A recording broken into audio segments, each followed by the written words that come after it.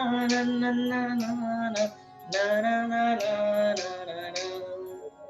Wow! ये amazing. काफ़ी अच्छा था। एक्चुअली ये म्यूज़िक बेसिकली मैं आपको बताऊँ, हम लोग ने पिछली बार जब इंटरव्यू किया था अभिषेक भाई के साथ, तो वो म्यूज़िक हमने सुना था, वो काफ़ी इम्प्रेसिव था। एक्चुअली एक एक पर्सन था उसमें, वो एक इंस्ट्रूमेंट प्ले कर रहे थे किसी बोट में। जी, तो जी, जी। वो सिनेमैटिक शॉट एक्चुअली मुझे मालूम है, वो डायरेक्टर है अभिषेक भैया, तो उन्होंने लिया होगा, बट लेकिन जो म्यूज़िक था वो मैं सोच रहा था कि किसने प्ले किया। मैंने उनसे पूछा बाद में, तो उन्होंने बताया कि वो आपने प्ले किया है, तो वो मुझको बहुत ज़्यादा इम्प्रेस किया था म्यूज़िक। मैंने उस म्यूज़िक को अपनी वीडियो एडिट्स में भी इस्तेमाल किया। एक्चुअली मैं कई बार उस म्यूज़िक को सुनता भी हूँ, काफ़ी सूदिंग म्यूज़िक है, तो क्या? काफ़ी माइंड को रिलैक्स करता है। अगर म्यूजिशियन को स्ट्रेस होता है, बाकी दूसरे फील्ड में लोगों को स्ट्रेस होता है, लाइक बीइंग अ रिसर्चर हमें मालूम है। अगर एक म्यूजिशियन को स्ट्रेस होता है तो कैसे इससे छुटकारा पाते हैं? ये बहुत वैसा क्वेश्चन है, क्योंकि हम लोग म्यूज़िक सुनते हैं। ये बहुत ही डिफरेंट क्वेश्चन है मेरे लिए, क्योंकि बाकी लोगों का तो मुझे पता है, उनको स्ट्रेस होता है तो वो गाने सुन लेते हैं। बट हम लोगों को होता है तो हम क्या करते हैं, तो देखिए, मुझे बाकी का तो नहीं पता, बट मैं अपना से बता सकता हूँ। तो हाँ, हाँ, अपना बताइए। मैं मैं उस टाइम पे, लाइक, जब मैं स्ट्रेस्ड होता हूँ तो मैं अकेले रहना पसंद करता हूँ, और मैं नेचर के साथ रहना थोड़ा ज़्यादा पसंद करता हूँ। मैं बेसिकली मुझे स्टार्स देखना बहुत पसंद है।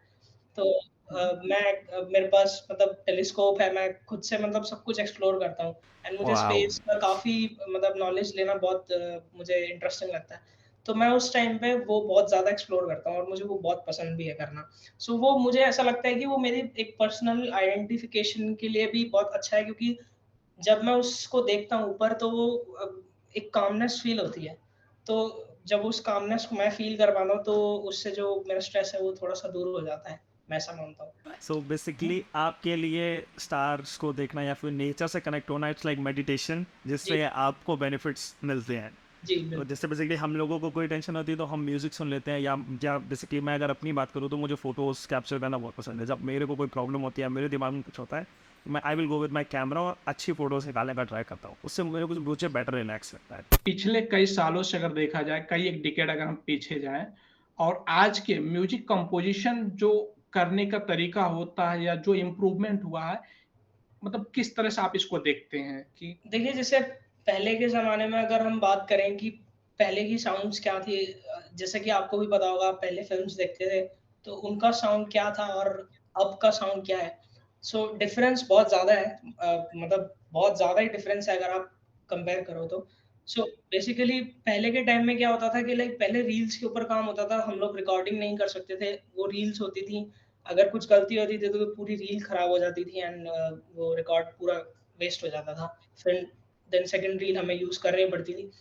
बट अब के टाइम में ऐसा हो गया कि लाइक अब सबके पास सॉफ्टवेयर्स हैं, लाइक हमारे पास डॉ है, डॉ मीन्स डिजिटल ऑडियो वर्कस्टेशन। सो वो क्या है, एक सॉफ्टवेयर है जिसके अंदर आप अपना खुद का कुछ भी रिकॉर्ड कर सकते हैं, बट आप मल्टीपल टेक्स भी ले सकते हैं, आप जितने मर्जी गलती करें आप उसमें टेक्स लीजिए, क्योंकि उसमें ऐसी लिमिटेशन नहीं है कि आपकी कोई रील खत्म हो जाएगी या कुछ एंड हो जाएगा। तो हुँ, ये तो बेसिकली बात थी कि अगर हम रिकॉर्डिंग की बात कर रहे हैं, बट अगर आप साउंड्स की बात करें तो पहले के टाइम में जब हम बहुत पहले के टाइम में जाते हैं तो सिंथेसाइजर्स बहुत मिनिमलिस्टिक यूज़ हुआ करते थे, बहुत रेयर ओल्ड उनका साउंड हुआ करता था, विंटेज टाइप का। बट अब के टाइम में क्या हो गया है कि सब कुछ वर्चुअली आ गया है, तो उन्होंने उस सिंथेसाइजर का एक वर्चुअल इंस्ट्रूमेंट बना दिया, जो कि आप कंप्यूटर के अंदर देख सकते हैं। वो आपको बिल्कुल एग्ज़ैक्ट वही चीज़ दिखाई देगी और उसमें साउंड भी बिल्कुल सेम होगी, बट वो आपके कंप्यूटर के अंदर एक एज़ अ सॉफ्टवेयर होगा, नॉट अ हार्डवेयर। तो डिजिटल हाँ, हाँ, फॉर्मेट में ओके। बेसिकली। डिजिटल फॉर्मेट में एक हार्डवेयर की चीज़ को उन्होंने सॉफ्टवेयर में कन्वर्ट कर दिया। सो वो एक बहुत बड़ा फ़ायदा अब देखा जा रहा है, क्योंकि उसकी वज़ह से हमें बहुत सारे हार्डवेयर्स नहीं खरीदने पड़ते, एंड डिफरेंस ये भी हो सकता है कि हार्डवेयर्स कॉस्टली होते हैं comparison to virtual instruments. So virtual instruments क्या होता है कि आपको बस एक हार्ड डिस्क की स्पेस चाहिए, एंड उसमें आप स्टोर कर सकते हैं एंड उनको एक्सेस कर सकते हैं। बट हुँ, हुँ, पहले के टाइम में होता था कि हमें जगह चाहिए होती थी, उनको रखने के लिए थोड़ा सेटअप चीज़ें करनी पड़ती थी, एंड फिर वो खराब होते थे, एंड उसमें सबसे बड़ा फ़ायदा कि वो खराब भी नहीं होता, क्योंकि वो एक सॉफ्टवेयर है। सो हुँ, हुँ। काफ़ी चेंजेस देखे गए हैं। अगर आप पहले के टाइम में देखें कि म्यूज़िक को रिकॉर्ड एंड क्रिएट करना काफ़ी मुश्किल होता था, बट अब सॉफ्टवेयर्स के थ्रू काफ़ी ज़्यादा ईज़ी हो गया है। इवन आप भी खुद भी क्रिएट कर सकते हैं, सॉफ्टवेयर्स के थ्रू इतना ईज़ी हो गया है। बट लेकिन उसके लिए एक इंस्ट्रूमेंट प्ले करने की स्किल्स तो होना ज़रूरी है ना। बेसिकली जैसे कोई गिटार प्लेयर है तो उसको गिटार बजाना आना चाहिए, क्योंकि रिकॉर्ड करने के लिए टेक्नोलॉजी का इस्तेमाल करना is a different thing. But लेकिन अगर आप उसको, अगर इंस्ट्रूमेंट बजाने, हर इंस्ट्रूमेंट को आप डिजिटली तो इस्तेमाल नहीं कर सकते ना, इवेंट सब कुछ। बिल्कुल, बिल्कुल सही बात है। सो बेसिकली क्या है कि नॉलेज आपको होनी चाहिए कि आप क्या प्ले कर रहे हैं, मतलब किस सिचुएशन में प्ले कर रहे हैं, तो आपको बहुत ईज़ी हो जाएगा कि उस चीज़ को जानना कि लाइक कोई कॉम्पोज़िशन आप छोटी-सी बना रहे हैं, तो आप उसको कहीं भी एक्सेस कर सकते हैं बेसिकली वो है। सो नॉलेज इज़ फर्स्ट कि आप नॉलेज आपको मेन होनी चाहिए कि आप कि इस्तेमाल कैसे करना है। इस्तेमाल क्या बनाना चाहते हैं, क्योंकि the first thing is idea, हमेशा आइडिया ही फर्स्ट थिंग है।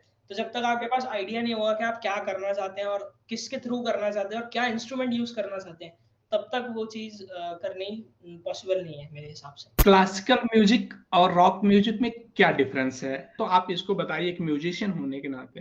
जैसे कि क्लासिकल म्यूज़िक, जैसे हम लोग पहले जो म्यूज़िक सुन रहे हैं, और आज की डेट में आपने सुना होगा इतने ट्रांस म्यूज़िक चल रहे हैं, लोग फास्ट इलेक्ट्रॉनिक म्यूज़िक सुन रहे हैं। तो इसको आप किस तरीके से देख रहे हो? इलेक्ट्रॉनिक म्यूज़िक्स का क्या है इंडिया में स्कोप? सो अगर हम बात करें क्लासिकल म्यूज़िक की, सो क्लासिकल म्यूज़िक जो है वो काफ़ी टाइम पुराने से एक पुरानी आर्ट है जो कि इंडिया एंड बाकी कंट्रीज़ के अंदर बहुत बेस्ड है, एंड वो कंप्लीटली एक राग्स पे बेस्ड है, लाइक सरगम एंड राग्स। और सरगम ऑब्वियसली वेस्टर्न म्यूजिक में भी होती है, लाइक रॉक जैसे कि आपने कहा। सो बट वो एक राग बेस्ड फॉर्मुलेशन है जो इंडियन क्लासिकल म्यूजिक है। सो राग का जो मेन मतलब उसका जो स्ट्रक्चर है वो उस हिसाब से बनाया गया है कि लाइक अगर आप एक राग प्ले कर रहे हैं तो वो एक पर्टिकुलर टाइम पे गाया जाता है, एंड ऐसा कहा जाता है कि उनके अंदर इतनी पावर होती थी कि वो एक बारिश तक क्रिएट कर देते थे, कि इतनी ज़्यादा पावरफुल मेलोडीज़ एंड रिदम्स होती थी वो, कि वो बारिश एंड काफ़ी मतलब चमत्कार चीज़ें करती थी। ऐसा कहा जाता है पहले के टाइम में, अभी तो पॉसिबल नहीं है वो करना, बट ऐसा कहा जाता है क्योंकि उनको गाने का एक प्रॉपर समय होता है, उस टाइम पे ही आपको वो राग गाना चाहिए, उस सिचुएशन पे वो राग गाना चाहिए। सो बेसिकली राग होता क्या है, राग इज़ सिचुएशन एंड उसका जो सिचुएशन एंड साउंड होता है वो उस टाइमिंग एंड अ, उस सिचुएशन के हिसाब से वो गाया जाता है। जैसे अगर हम बात करें राग भैरव की, तो राग भैरव का समय होता है अराउंड 4 बजे के अराउंड रात ओह! के।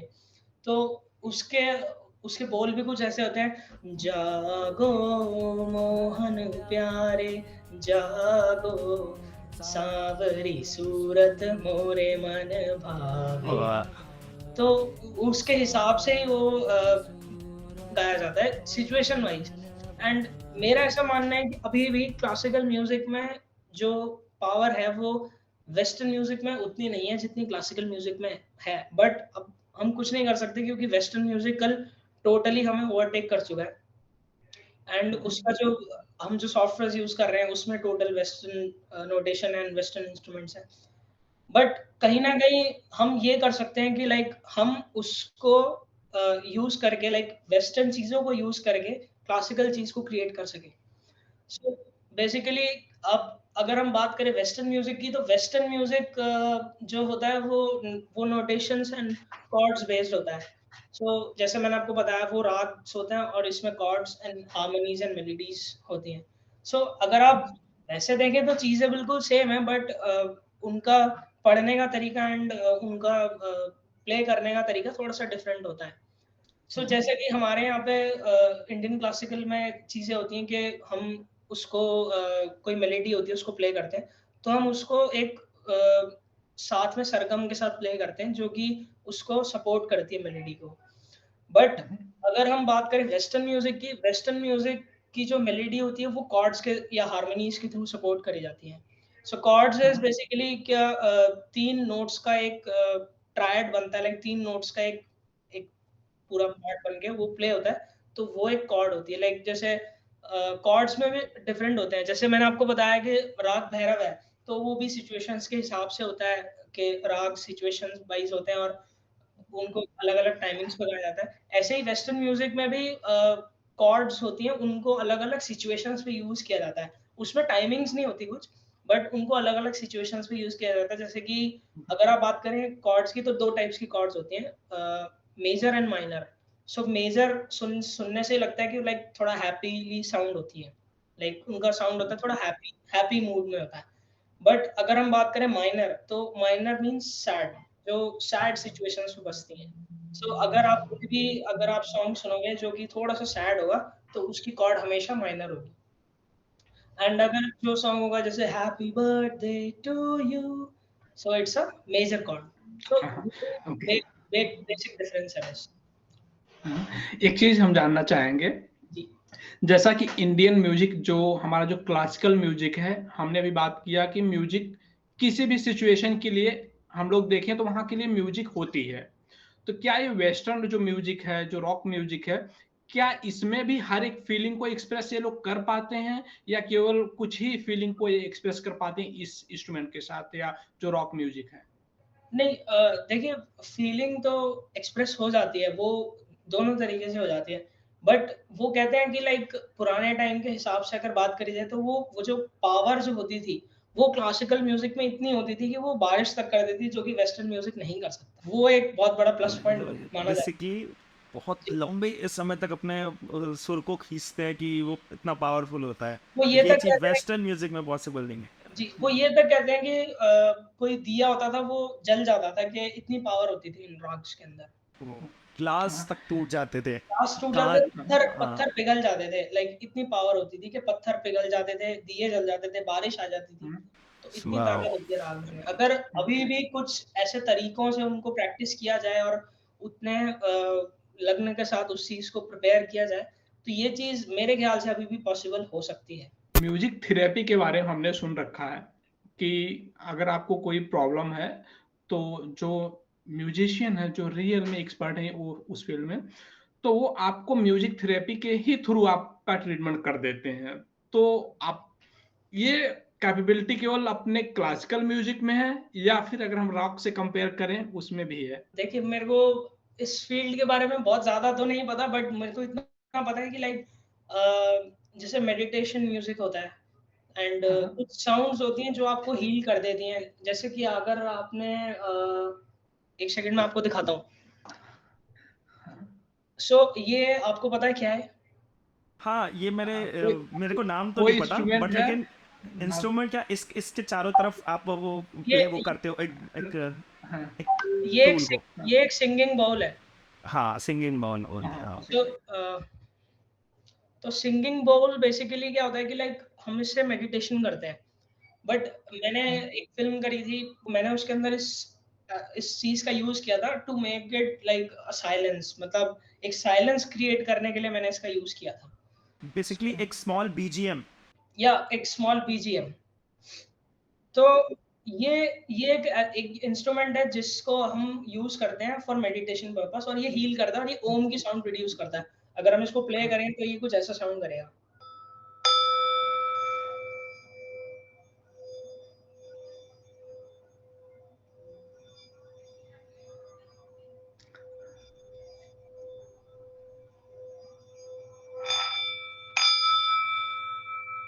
वाह। तो ये अमेज़िंग। एक काम इफ़ेक्ट क्रिएट करता है। तो अ, बेसिकली क्या होता है कि जो वाइब्रेशंस होती हैं, जो हमारे नर्व्स के अंदर जाती हैं, हमारे ब्रेन के अंदर जाती हैं, तो वो हमें हेल्प करती हैं हील करने में, जो कि कुछ प्रॉब्लम्स हमारे अंदर जो होती हैं, वो हील हो जाती हैं। बट मुझे इसके बारे में बहुत ज़्यादा नॉलेज नहीं है, इतनी वास्ट नॉलेज नहीं है इसके बारे में, इसलिए मैं इसको इतना कवर नहीं कर पाऊँगा। ओके।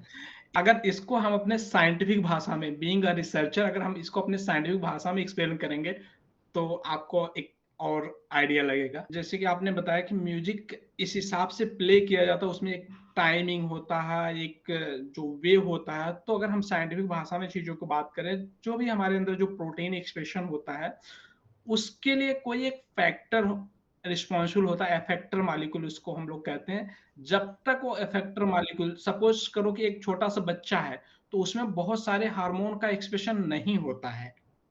जब हम लोग और एज बड़े होते हैं, टीन एज होते हैं, तो हमारे अंदर कुछ और हार्मोन का एक्सप्रेशन होता है। तो कहने का मतलब है उसकी कैपेबिलिटी तो पहले भी थी, अब भी है, लेकिन जब तक उसको सही टाइमिंग, सही इफेक्टर मॉलिक्यूल ना मिलेंगे, तब तक वो काम नहीं करेगा। तो इस तरह से अपना म्यूजिक भी है, जब तक इसको सही तरीके से प्ले ना किया जाए, सही तब सिचुएशन तक एंड वो सही वक़्त पे प्ले ना किया जाए हाँ, तो तब तक वो इफ़ेक्ट नहीं करेगा उस चीज़ का। इफ़ेक्ट नहीं करेगा। बेसिकली सही टाइम पे हाँ, सही म्यूजिक इस्तेमाल होगा तो एक अच्छी स्टोरी और एक अच्छा फॉर्म क्रिएट करेगा, एक अच्छा इन्वायरमेंट सेट करेगा, एक अच्छा एटमॉस्फेयर बिल्ड होता है उससे। बिल्कुल, बिल्कुल। हमें काफ़ी अच्छा लगा कि अपने इंडियन क्लासिकल म्यूजिक में इतनी ज़्यादा पावर है, जो कि कई बार हम लोग इग्नोर कर जाते हैं इस पावर को। वो अभी इग्नोर ही हो रही है लाइक अगर हम देखें तो मैं खुद भी वेस्टर्न म्यूजिक ही प्ले करता हूँ क्योंकि हमारे पास ऑप्शन ही नहीं है किसी की डिमांड ही नहीं है लाइक अगर अगर मैं क्लासिकल सॉन्ग बनाता हूँ या फिर मैं एक पार्टी सॉन्ग बनाता हूँ तो ऑब्वियसली वो पार्टी सॉन्ग ही सुनेगा वो कोई नहीं सुनेगा मैंने अभी इवन कुछ टाइम पहले ही एक मेरी यूट्यूब में डाला था राग भैरव करके बट मैंने क्या किया था लोग उसको इसलिए सुने मैंने उसमें एक छोटा सा कुछ किया था काम कि मैंने उसको रॉक वर्ज़न बना दिया था। मैंने राग भैरव बनाया था but in the form of rock version अपना एलिमेंट ऐड ऑन करके। अपना एलिमेंट ऐड करके क्योंकि राग भैरव जो है वो तबले पे प्ले होता है एंड तानपुरा के साथ। जागो मोहन प्यारे जागो, जागो मोहन तो ऐसे चलता है वो। लेकिन मैंने उसके अंदर क्या किया था मैंने उसमें गिटार्स प्ले किया एंड उसमें ड्रम्स को ऐड किया तो एक रॉक वर्ज़न बना दिया राग भैरव का। बट हाँ, तब भी लोग प्रेफ़र करते हैं कि वो सुने बादशाह या हनी सिंह जो कि वो हाँ, थोड़ा-सा ओके। साइड जा रही है वो चीज़। वो या तो एक सॉन्ग की लाइन हो गई। बेसिकली म्यूजिक के लिए तो कहीं ना कहीं सारे इंस्ट्रूमेंट ही इस्तेमाल हो रहे हैं। बेसिकली अगर आप रैप म्यूजिक की अगर आप बात करो और रैप सॉन्ग की बात करो तो उसके लिए जो भी इंस्ट्रूमेंट इस्तेमाल हो रहा है वो इलेक्ट्रॉनिक्स हैं जो वेस्टर्न के लोग इस्तेमाल करते हैं। बट अगर आप उन हाँ साउंड यूज़ करना अलग है बट उस साउंड के साथ आप क्या बना रहे हो वो चीज़ अलग है। अब मैं हाँ क्लासिकल इंस्ट्रूमेंट को यूज़ करके भी एक पार्टी सॉन्ग बना सकता हूँ। हाँ, ये हाँ, ऑब्वियस सी बात है क्योंकि बट उसका क्रिएटिविटी की बात है। बट उसका कोई यूज़ नहीं होगा ना।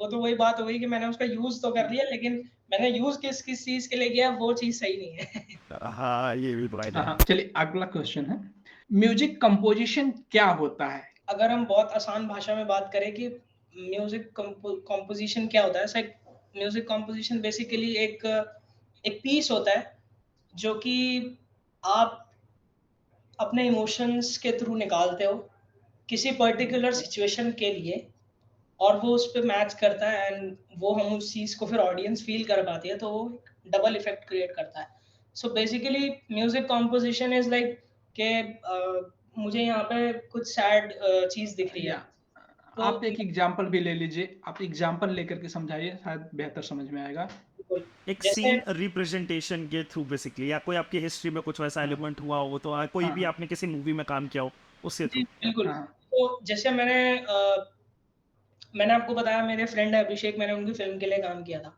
तो उसके अंदर एक सीन होता है कि एक एक विडो लड़की एक कलरफुल साड़ी को हाथ लगाती है और उसको पहनने का ट्राई करती है। तो वो एक डेंजरस एंड सैड सिचुएशन मानी जाएगी, क्योंकि वो एक विडो हुँ, है, ठीक है? तो हुँ, अब हम उस सीन को अगर एनालाइज़ करें कि वो सीन कैसे लाइक काम करेगा फॉर मी, तो मेरे लिए लाइक उसमें इमोशंस होंगे कि एंड सैड भी एंड थोड़ा-सा मिस्टिकल क्योंकि वो उसके साथ क्या करने वाली है हमें नहीं पता। बट वो हुँ, धीरे-धीरे ओपन होता है कि वो उसको पहनने का ट्राई करती है ना। तो उसके अंदर अगर हम देखें तो थोड़ा-सा सस्पेंस और सैड प्लस थोड़ा-सा मिस्टिकल क्योंकि हमें पता नहीं कि क्या होने वाला है, सस्पेंस थोड़ा-सा मिस्टिकल थोड़ा काइंड ऑफ। तो जो फ़ील होती है उस सीन को देख के मैं जो म्यूज़िक उसके ऊपर कंपोज़ करता हूँ, वो इमोशन जो निकल के आता है, so basically that is a music composition. और अगर मैं आपको बहुत ज़्यादा सिंपल लैंग्वेज में बताऊँ तो एक गाना है, अभी मैंने कुछ टाइम पहले ही एक सॉन्ग क्रिएट किया था बीते लम्हे। सो उसके अंदर क्या था कि लाइक सिचुएशन थी कि एक लड़का होता है, उसको एक लड़की छोड़ के चली जाती है। तो लड़की छोड़ के चली गई, अब वो बहुत परेशान हो रहा है, वो रात को उठा हुआ है, वो सिगरेट पी रहा है, वो दुखी है बहुत, वो बैठा हुआ है अकेला, उसको समझ नहीं आ रहा क्या हो गया, क्या करूँ? सो उसके लिए मैंने एक जो साउंड सोची, तो मैंने सोची कि मैं कुछ गिटार पे प्ले करता हूँ, लाइक गिटार उससे थोड़ा-सा कनेक्ट कर पा रहा था उस सीन से। सो बेसिकली म्यूज़िक कॉम्पोज़िशन के अंदर ये भी आता है कि क्या आप चीज़ को सेलेक्ट इंस्ट्रूमेंट क्या प्ले कर रहे हैं। ऐसा नहीं है कि मतलब इसमें और कोई यूज़ नहीं कर सकता, बट सिचुएशन देख के हमें चीज़ों को यूज़ करना चाहिए। तो मेरे दिमाग में जो सबसे पहले फर्स्ट इंस्ट्रूमेंट आया हुआ है गिटार, देन आया ड्रम्स। तो उससे क्या हुआ कि वो थोड़ा-सा एक हार्ट ब्रेक वाली फ़ील आती है कि लाइक कुछ हो गया मुझे इससे। हुँ, हुँ। देन उसके ऊपर हमने वर्ड्स सेट किए, देन निकल के हमारे पास आया, बीते लम्हे हैं ये अभी, आँखें मेरी हैं नम गई, आके मिल जाना तू कहीं, गम दे गई तू क्यों अभी, प्यारी सी ज़िंदगी मेरी, आके मिल जाना तू कहीं। सो उसके ऊपर अमेज़िंग, एक अमेज़िंग। या so basically that is composition. मतलब बेसिक इतना ही है कि म्यूजिक के थ्रू हम किसी भी सीन के इमोशंस को रिप्रेजेंट कर रहे हैं। जी, कब बिल्कुल। किस टाइम पे क्या सीन चल रहा है। जी, अगर मान लीजिए कोई कोई सीन कंटिन्यूअस सीन है, किसी किसी एक्शन सीन से वो सैड सीन की तरफ भी अगर ट्रांसफर हो रहा है, तो म्यूजिक का मेन काम है उस पूरे ट्रांसफॉर्मेशन को रिप्रेजेंट करना, ताकि जिससे वो ऑडियंस फील निकल के, हाँ, ताकि ऑडियंस कनेक्ट करे उस चीज को। और ज़्यादा कनेक्ट कर पाए, क्योंकि हाँ, सीन तो चल रहा है, बट हाँ, म्यूज़िक के अंदर एक पावर होती है कि वो आपके हार्ट को टच कर सकता है, और ब्रेन के उसमें सेल्स में वो आपको कुछ वाइब्रेशन क्रिएट कर सकता है। तो क्योंकि वो वो विजुअली नहीं है, वो विजुअली नहीं दिख रहा है, वो बस आपको फील करना है, तभी आपको समझ में आएगा। जैसे कि श्याम जी ने पहले बोला था कि म्यूज़िक थेरेपी, सो बेसिकली वो वाइब्रेशन जब माइंड में जाती है और वो आपको फ़ील होती है, हुँ, तो आप और उसको ज़्यादा फ़ील कर पाते हैं और उसको कनेक्ट कर पाते हैं इमोशनली। मैं आपको एग्जांपल हुँ, एक मूवी बता रहा हूँ। मैंने जब मैं कॉलेज के टाइम पे था, एक जैसे आपने लव सॉन्ग की बात करी, मैंने एक मूवी देखी थी, मूवी का नाम है 96। वो फुल साउथ इंडियन मूवी, मतलब साउथ लैंग्वेज में भी है। उसका बैकग्राउंड स्कोर, मुझको बैकग्राउंड स्कोर सुनना ज़्यादा मैं प्रेफर करता हूँ, इसलिए क्योंकि मुझे लगता है कि वो एकदम कोई सॉन्ग नहीं होता उसमें, कोई ऑडियो क्लिप नहीं है, आपको केवल म्यूजिक से कनेक्ट होना है। वर्ड्स को लेकर के कैलकुलेट करने की जरूरत नहीं है दिमाग, जी, बिल्कुल। केवल म्यूजिक बहुत बेसिकली उसको इतना उसका बेटर म्यूजिक मेरे को लगा। मैंने उसको काफ़ी समय तक कंटिन्यू सुनता रहा, मतलब कॉलेज के टाइम में मुझे बैकग्राउंड लगा। म्यूज़िक में वो हाँ, पावर होती है जो कि एक मैं हाँ, ऐसा मानता हूँ कि एक सॉन्ग के अंदर उतनी नहीं होती, क्योंकि वो बिना हाँ, वर्ड्स और बिना किसी हाँ। चीज़ के आपको एक फ़ील करवा सकता है एक चीज़ को। हुँ, गीता, उनका नाम है गीता गोविंदम, जिन्होंने वो गीता म्यूजिक। गोविंदम, या वो तो बहुत अच्छी फ़िल्म है, वो तो मेरे फादर इवन बहुत बार, हाँ, मतलब बहुत बार तो छोड़ो, वो रोज़ ही देखते हैं। वो, गीता हाँ, गोविंदम वो सॉन्ग्स मूवी, हाँ, वो उस मूवी में भी उन्होंने ही वो म्यूजिक प्रोड्यूस किया, वो जिन्होंने वो बैकग्राउंड म्यूजिक किया। तो वो म्यूजिक जो बेसिकली मुझे लगता है क्लासिकल म्यूजिक की कैटेगरी में, मुझे लगता है वो लाई करता है, क्योंकि वो या इतना सूदिंग, इतना काम म्यूजिक है कि वो उसका जो उसके ऊपर। उसका जो सॉन्ग है इनकम इनकम इनकम काम हाँ, वाले, हाँ, इन्हीं के, हाँ, वो सो वाला उस गाना भी बहुत टन मुझे। टन टन टन टन डिंग डिंग टन, सो वो उस म्यूजिक, कैसी है ये? हाँ, वो साउथ इनका म्यूजिक है, बट लेकिन वो मुझे आजकल बॉलीवुड के म्यूजिक और सॉन्ग्स की आप बात करो, तो वो मुझे नहीं लग रहा साउथ के म्यूजिक को कहीं पे भी टच भी कर पा रहे, नहीं, कहीं वो भी टच बहुत कर पा रहे। डिफरेंट है वो। उन्होंने बेसिकली हुँ, एक टाइम पर था कि साउथ की मूवी को इतना ज़्यादा क्रिटिसाइज किया जाता था कि कैसी, मतलब क्रिंज टाइप का कंटेंट बना रहे हैं। आज वही किसी भी कैटेगरी में, आप एक्शन से लेकर के सैड मूवी, चाहे आप म्यूजिक को लेकर के देखो, तब भी एक मूवी है परियरम पेरुमल। जी, अ, वो मूवी का बैकग्राउंड, मतलब उसमें एक गाना है करुपी। वो एक डॉग के ऊपर एक गाना है, एक मतलब एक गांव में एक विलेज के लोग, एक डॉग ट्रेन से कट जाता है, तो उसके ऊपर एक बैकग्राउंड, मतलब एक म्यूजिक, एक सॉन्ग प्रोड्यूस किया गया है। वो म्यूजिक इतना ज़्यादा लोगों को कनेक्ट किया उस टाइम पे, मैंने देखा वो, मतलब साउथ की मूवीज और ऊपर से एक डार्क टोन की मूवी, डार्क टोन बेसिकली की एकदम आउटस्कर्ट्स की मूवी, लोगों को आज की डेट में बॉलीवुड के एक्शंस देखना पसंद है, जैसे जी, अटैक मूवी है, इस तरह का लोगों को देखना पसंद है, बट लेकिन एक जगह पर ये, और एक जगह पर वो मास्टरपीस, वो एकदम कोर में जाकर के क्रिएट कर रहे हैं कंटेंट, जी, बिग बिल्कुल। स्टोरीज बना रहे हैं, वहां पे समझ में आती है एक्चुअल फीलिंग। आरआरआर का एग्जांपल देख सकते हैं, आरआरआर कितना क्लासिक हाँ, बैकग्राउंड दिया हुआ है उसमें। उस म्यूजिक, हुँ, वही चीज है, वही चीज है। आप लोगों ने आरआरआर का नाटू नाटू गाना ऑस्कर विन करके आ गया, बट लेकिन लेकिन स्टार्टिंग में वो बच्ची ने जो गाना गाया था, वो वो बहुत सही है। वो चीज लोगों ने सुना, लोगों ने नोटिस किया, बट लेकिन नाटू नाटू को इसलिए इतना ट्रेंड मिला क्योंकि वो रॉक और मतलब एकदम बैंड एक वाला म्यूजिक फास्ट है, इस वजह से पेस गाना है वो, इसलिए वो चल गया। वो हर चल कोई गया। सुन सकता है। बट हाँ, अंबर से थोड़ा हाँ, सूरज ये हो प्यारा, वो एक लाइन है ना, वो कोई वो नहीं। वही चीज़ है, बट लेकिन वो मूवी के स्टार्ट में क्यों रखा गया, मुझको बेसिकली उसका मुझे अंदाज़ा लग गया कि वो कब इमोशन से जब भी कनेक्ट करना है लोगों को, तो ऐसे म्यूजिक्स काम में आते हैं। हर टाइम पे ड्रा मतलब कि रॉक पार्टी म्यूजिक नहीं चलेगा, लोगों को पार्टी के म्यूजिक से कनेक्ट नहीं करते जब तक आप इमोशन और फीलिंग से लोगों को कहीं ना कहीं लोगों के मन में फीलिंग्स ही मेन है अगर हम जिससे लोग उसमें कनेक्ट करते हैं। साउंड अगर पार्टी वाली क्रिएट करते थे या फिर कोई वेस्टर्न म्यूजिक डालते थे, तो वो फ़िल्म वर्क नहीं करती। हाँ, वही चीज़ है, बट लेकिन मुझे जैसे आज अभी आपने देखा है, अभी पिछले 2 दिन मतलब आज और में रिव्यू आ रहे हैं आदिपुरुष मूवी के, कितने लोग क्रिटिसाइज़ कर रहे हैं, बट लेकिन उन लोगों ने बोला है म्यूज़िक उस मूवी का बहुत बेटर है। मैंने अभी मूवी देखी नहीं है, रिव्यू में देखा कि म्यूज़िक लोग बता वो मूवी म्यूज़िक की वजह से चल रही है, वीएफएक्स और सीजीआई की वजह से डेड है। बट लेकिन हुँ, रामायण जैसी स्टोरी को एक म्यूज़िक की ही मदद से केवल नहीं दिखाया जा सकता ना। या तो वो भी एक पॉइंट है कि आप म्यूजिक को इस्तेमाल करो, बट लेकिन कहीं ना कहीं मूवी को भी अच्छा प्रोड्यूस करने की कोशिश करो। लोगों को एक अच्छा कॉम्बिनेशन देखना पसंद, एक चीज के ऊपर रिलाय नहीं कर सकती पब्लिक, क्योंकि वो बिल्कुल। इन्वेस्ट कर रही है अपना टाइम, तो उनको अच्छा कंटेंट चाहिए। जितने भी इंस्ट्रूमेंट होते हैं म्यूजिकल इंस्ट्रूमेंट, उसमें से कौन सा ऐसा म्यूजिकल इंस्ट्रूमेंट है जो कि फीलिंग को एक्सप्रेस करने में काफी आसान होता है? और इजीली अवेलेबल है, खास तौर से जो आजकल के नए नए नए जो बच्चे सीखना चाहते हैं हाँ, उनके लिए। देखिए, हाँ, वो तो आपको भी पता होगा, सब गिटार सबके पास ही होता है। आ, सभी ले लेते हैं उससे थोड़ा-सा सीख के फिर कहते हैं कि नहीं, अब हमें नहीं सीखना उसको। तब सबने किसी ने अपनी लाइफ में सभी ने गिटार को एक बार ट्राई जरूर किया है। इवन मैं अपनी मैं बात करूं, मैंने भी ट्राई किया है। वो एक ओके। कर्ज की आप एक किस टोन है। बात सीख रहे हो? वो एक कर्ज मूवी की एक टोन है। वो मुझे लगता है कि इंजीनियरिंग कॉलेज में पढ़े हुए बच्चे या फिर कॉलेज में पढ़े हुए बच्चों ने वो गिटार पे वो टोन जरूर प्ले करी है। और जी, एक वो और एक सारे गामा पा वो सभी ने प्ले करी है गिटार में, सबसे इसका आंसर आसान सबसे वैसे इजी। इन्होंने ही दे दिया, तो मुझे तो देने की ज़रूरत नहीं। हाँ, ओके। गिटार बजाना इतना आसान है इस वजह से इतना पॉपुलर है, या फिर ये रियल में? नहीं, आसान नहीं होता। आप बहुत बताइए मुश्किल है। आप। मैं खुद अगर आपको एग्ज़ाम्पल दूँ, मैंने भी गिटार सीखने की कोशिश करी है। मैं गिटारिस्ट नहीं हूँ, मुझे गिटार नहीं बजाना आता। सो मैंने कुछ 6 महीने पूरा ट्राई किया था। मैं उसे बजा लेता हूँ, मुझे थोड़ा बहुत पता है कैसे बजता है।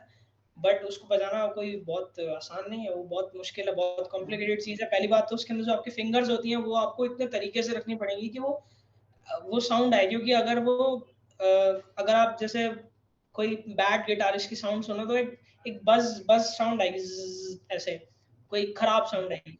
तो वो बज़िंग जो है ना, वो बहुत बहुत इम्पोर्टेंट है, वो नहीं होनी चाहिए। तो वो करने के लिए पूरी फिंगर्स को प्रेस करना, फिर यहाँ पे ये टिप्स के ऊपर आपका पूरा निशान पड़ जाता है, एंड यहाँ छाले भी पड़ जाते हैं, और वो पूरा रेड होके फिर हार्ड हो जाता है बाद में, फिर फ़िल नहीं होता वो। बट उसके पहले जो है वो काफ़ी पेनफुल एक जर्नी है वो सीखना। तो मैं हम्म। मेरे लिए पर्सनली मैं तो बोलूँगा, मेरे लिए गिटार तो नहीं है। मैं तो पियानो से एक्सप्रेस करता हूँ अपनी फीलिंग। अच्छा, सबसे सबसे इजी इंस्ट्रूमेंट कौन सा है प्ले करने के लिए अगर किसी को सीखना हो तो? सबसे ईज़ी इंस्ट्रूमेंट प्ले करना है मेरे हिसाब से पियानो। पियानो। जी। म्यूजिक कंपोजि जो कंपोजिशन करते हैं, जो म्यूजिक कंपोजर होते हैं, क्या उनको कोई एक इंस्ट्रूमेंट बजाना या उनको उसके बारे में नॉलेज होनी ज़रूरी होती है? और आपका सबसे फ़ेवरेट इंस्ट्रूमेंट कौन-सा है? अगर हम सिर्फ़ म्यूज़िक कंपोज़िशन की बात करें, तो फॉर म्यूज़िक कंपोज़िशन बहुत ज़्यादा इम्पोर्टेंट है कि आपको एक मेलोडी इंस्ट्रूमेंट प्ले करना आना चाहिए। मेलोडी इंस्ट्रूमेंट बेसिकली पियानो हो सकता है, गिटार हो सकता है, इवन कोई भी वायलिन भी हो सकता है, बट वायलिन एक सोलो इंस्ट्रूमेंट माना जाता है, इसलिए उसको इतना कंपोज़िशन के लिए हम यूज़ नहीं करते हैं। कर सकते हैं, बट उतना नहीं किया जाता। सो बेसिकली जो मेन इंस्ट्रूमेंट यूज़ किया जाता है, वो होता है guitar and piano, that's it. इसके अलावा अभी तक ऐसा कोई नहीं है कि लाइक कोई फ्लूट पे कर रहा है। फ्लूट पे कर सकते हैं, बट वो पहले से ही एक सोलो इंस्ट्रूमेंट है। वो अकम्पनी किया जाता है बाकी इंस्ट्रूमेंट्स के साथ, ताकि वो अकम्पनी हो जाए। कंपोज़ आप किसी पे भी कर सकते हैं, ऐसा नहीं है कि अगर आप वायलिनिस्ट हैं तो आप वायलिन पे प्ले करके म्यूज़िक नहीं बना सकते। आप बना सकते हैं, बट वही है, फिर आपको बाद में उसको अकम्पनी करने के लिए बाकी चीज़ों की भी ज़रूरत पड़ेगी। तो आपको कितने प्रकार के इंस्ट्रूमेंट बजाना आता है और आपका फ़ेवरेट इंस्ट्रूमेंट कौन-सा है?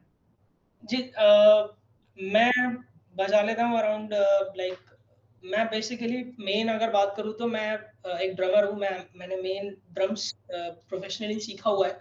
क्योंकि मैंने उसके अंदर ग्रेड्स किए हुए हैं। Grades is like a degree जिसके अंदर आप म्यूज़िक के अंदर आप किसी इंस्ट्रूमेंट के ऊपर एक पूरी पढ़ाई कर रहे हैं। तो ग्रेड 7 मैंने उसमें किया हुआ है ड्रम्स के अंदर, ट्रिनिटी कॉलेज ऑफ लंदन से। एंड उसके ट्रिनिटी बाद कॉलेज ऑफ लंदन, जी, जो जी। म्यूजिक का जो बहुत पॉपुलर कॉलेज है। जी, वही। जी। हाँ, और एक्चुअली मैंने भी बहुत सुना है उसके बारे में। सो ओके, हाँ, मैंने आगे वहीं बढ़िए। से ट्रेनिंग ली है उसकी। एंड उसके बाद मैंने पियानो सीखा था क्योंकि मुझे पता चला था कि म्यूज़िक कंपोज़र बनने के लिए पियानो आना या फिर गिटार आना बहुत इम्पोर्टेंट है। तो मैंने पियानो चूज़ किया था। तो लाइक उसको कैसे हम लोग यूज़ करते हैं, कैसे हम उसके अंदर म्यूज़िकल आइडियाज़ को प्रिपेयर कर सकते हैं अपने। सो वो चीज़ ड्रम्स में नहीं हो सकती। ड्रम्स में हो सकती है, ड्रम्स में आप परकशन कंपोज़ कर सकते हो, only the percussion side. But अगर आप मेलोडी साइड में देखो तो आपको पियानो या गिटार प्ले करना आना चाहिए। देन उसके बाद मुझे थोड़ा बहुत गिटार प्ले करना आता है। एंड मैं मेलोडिका प्ले कर लेता हूँ, मैं जेम्बे प्ले कर लेता हूँ, मैं परकशंस के सारे इंस्ट्रूमेंट्स प्ले कर सकता हूँ लाइक cajon एंड जो दारबुका एंड ऑल सब होता है। तो परकशंस में मेरा काफ़ी हाथ तेज़ है। इन जो भी टर्म्स आपने अभी यूज़ किए, इनको थोड़ा-थोड़ा बता सकते हैं कि बेसिकली उनका मीनिंग क्या होता है? जैसे हम अगर हाँ, म्यूज़िक हाँ। बैकग्राउंड से नहीं है, तो हमको इतनी नॉलेज नहीं है कि जो भी वीडियो देखे उसको थोड़ा नॉलेज नहीं, ये बेसिकली है क्या? सो मेलोडिका एक इंस्ट्रूमेंट है। अगर मैं आपको दिखा सकता हूँ तो मैं दिखा ही देता हूँ। ओके। हाँ, तो जैसा कि मैं आपको बता रहा था कि टाइप ऑफ इंस्ट्रूमेंट्स, तो ये एक मेलोडिका है। इसको हम हाँ, इससे ये ड्रम पियानो की तरह है। ये पियानो की तरह है, बट इसमें से हारमोनियम जैसी साउंड आती है। बट ये हारमोनियम को हम ऐसे-ऐसे प्रेस करके हवा भरते हैं, इसमें हमें मुँह से अच्छा, हवा भरनी पड़ती है। ओके, इसके बिना नहीं बजेगा ये। हाँ, मोस्ट बट मैं यहाँ से अगर ब्लो हाँ, करूँगा एयर हाँ, ओके, ओके, जब आप लिखिए।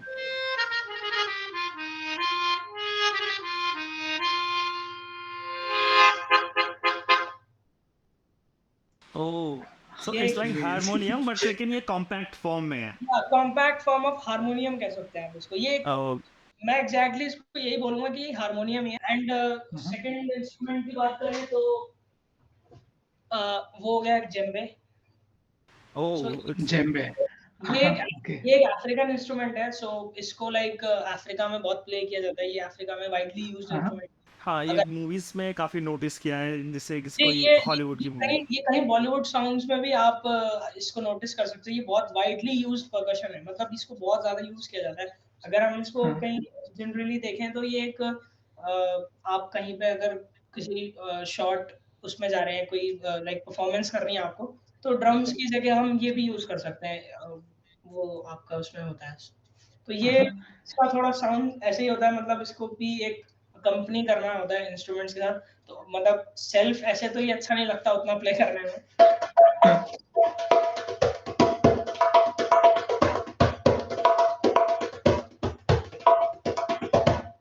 अच्छा, तो बेसिकली जो टेबल अमेज़िंग। जो जो लोग टेबल पे प्ले करते हैं, कुछ लोगों को मैंने देखा है टेबल पे प्ले करते हैं, ये सिमिलर वैसा ही इंस्ट्रूमेंट है कि मतलब कि नहीं, नहीं, कुछ इसका नहीं, डिफरेंट ही? वो जो आप टेबल की बात कर रहे हैं उसके लिए एक दूसरी चीज़ होती है, वो भी मैं आपको दिखा देता हूँ। हाँ, टेबल क्या कुछ लोग बैठ जाते हैं उसके ऊपर और उसके बाद उसको प्ले करते हैं। कुछ म्यूज़िक के बारे में देखा देखिए है। वो जो टेबल हुँ, वाली चीज़ है वो एग्ज़ैक्टली मेरे पास है नहीं वो अभी, क्योंकि वो हाँ, मेरे पास थी, वो खराब हो गया तो मैंने वो दे दिया है किसी को। तो हाँ, उसका एक छोटा वर्ज़न है मेरे पास, मतलब हाँ, एग्ज़ैक्टली वही चीज़ है, बिल्कुल एग्ज़ैक्ट वही चीज़ है। सेम बट चीज़। वो क्या होता है कि हम उसके ऊपर बैठ जाते हैं और फिर हम बैठ उसको जाते हैं फिर उसको प्ले करते हैं, हाथ से ऐसे-ऐसे प्ले करते हैं। उसको बोलते हैं कहोन। कहोन, हाँ, ओह! सो हाँ, बट जो अभी मेरे पास रखी है वो चीज़, वो एक है हाँ, मतलब क्या बोलूँ उसको मैं, ट्रैवल कॉन। ट्रैवल कॉन कह सकते हो आप। बेसिकली इसको आप कहीं भी उठा के ले जा सकते हो। पोर्टेबल है बेसिकली ये। सो ये वो चीज़ है, तो अगर हाँ, आप कह सकते हैं इसको। सिमिलर ही है बेसिकली ये, वो बस उसके ऊपर बैठ सक के कर सकते हैं, इस पे जैसे उसके हाँ, अंदर पीछे बजाते एक हाँ, उसके अंदर पीछे पीछे भी होल होता है, इसके अंदर भी होल है। हाँ, सो इसको प्ले करने के लिए लाइक हमें हाँ, ये साउंड। बहुत सारे मैंने आजकल जो क्रिएटर्स हैं जो कि अमेज़िंग। इस्तेमाल करते हैं इसको ये बेसिक बहुत वाइडली यूज़्ड है। हाँ, जैसे जैसे कहोन भी थोड़ा-सा हेवी होता है ना, तो इसलिए लोग ये यूज़ करने लग गए हैं, इसको कहीं भी उठा के ले जाओ, आप प्ले कर लो।